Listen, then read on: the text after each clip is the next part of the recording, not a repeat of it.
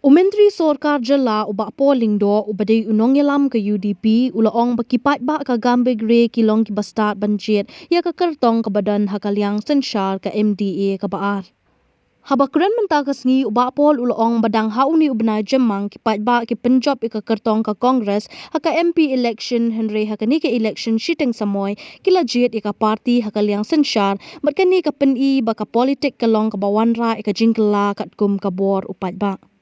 Kapen iru baki nong Jied ka Gambegre kila pen I ka jing Stad da ka baki Jied ka Kyrtong ka balabet ha ka jing nang ka jing Stad.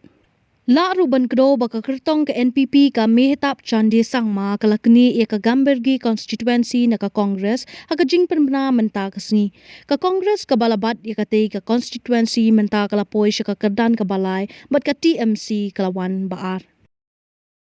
I think the bipoles are an endorsement of the MDA government's performance, MDA 2, and do not forget that as recently as May this year, we had the Lok Sabha polls where the Congress had swept Garo Hills, the Pura parliamentary seat.